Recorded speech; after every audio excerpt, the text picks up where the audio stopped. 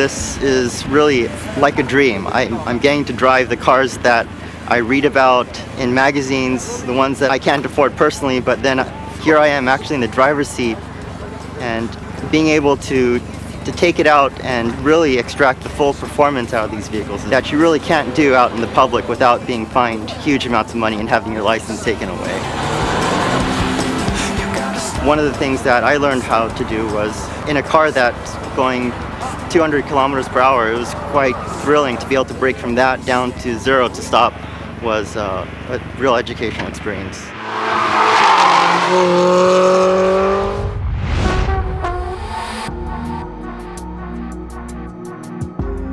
This is a real-world replica of one of Prologue's driving tests. It doesn't sound logical, but in order to go fast, you have to master braking. This test teaches you how to brake hard, smoothly, and with precision.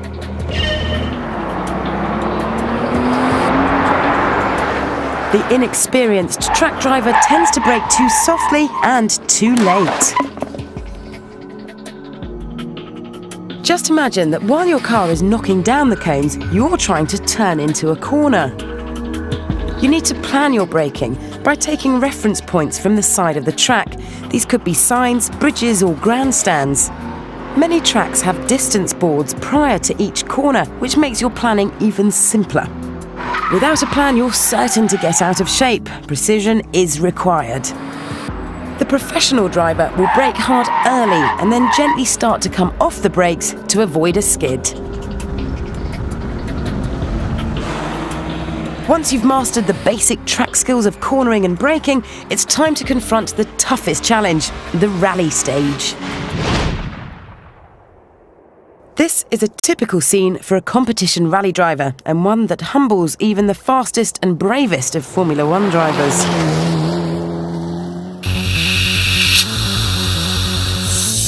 Weighing in at just over 1,000 kilos, this is a Group N Mitsubishi Evo 7.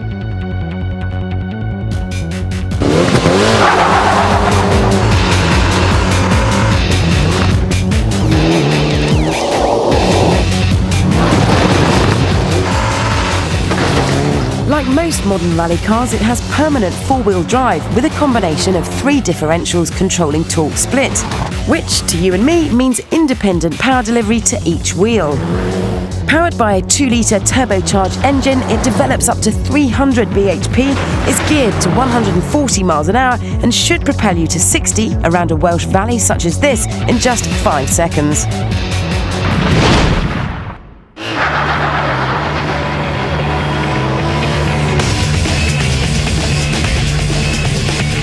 When you're spectating on a rally stage as the latest Scandinavian hotshot hammers past in a 4-wheel slide, the term smooth doesn't spring to mind.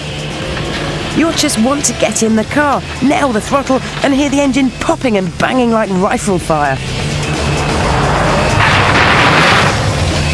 But to be fast on the dirt, you've still got to work on that smoothness thing. It may look as though your rally hero is all arms and elbows, but he's still trying to make minimum movements. And to interpret the instructions from a navigator and understand the road ahead, a rally driver needs the computing power of NASA combined with the coordination of a dancer. It's all about being prepared for what's ahead and setting the car up for it. The driver is working harder than the road racer with more steering input and gear changing, but his movements should be just as smooth and calculated. Driving a rally car fast is all about flow and momentum. The top rally driver has an incredible level of car control. He feels what the car's doing underneath him, looks ahead at the surface and predicts every bump and depression's likely effect on the car. It's a lesson in concentration. If you're struggling to control the car, you're not working with it. Things happen fast and you need to be ahead of the game for whatever's round the next corner or over the next crest. A mistake on a racetrack costs just fractions to your lap time. Even a big trip across the grass or a gravel trap might not be the end of your race. In rallying though, there's less margin for error. It's like you're on a tightrope. Just a few yards off the line and you've hit tree stumps, boulders, or worse, careered off a cliff. And it's goodbye stage win, Hello, Mountain Rescue. So, whether it's a forest stage in Wales or a virtual stage in Gran Turismo, it's the same deal. As ever, keep it smooth and don't fry your brain by driving too fast.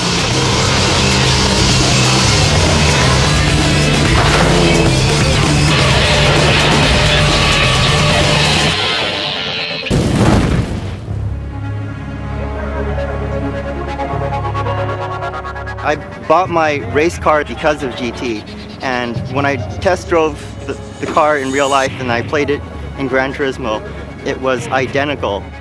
Wherever you're driving, either in the virtual or real world, it's technique that matters. You need to master the skills and learn by your mistakes, and the best way of doing this is in Gran Turismo. Some might say that GT is a racing game. I'd have to disagree. I'd say that it is true to its name. It's a driving simulator.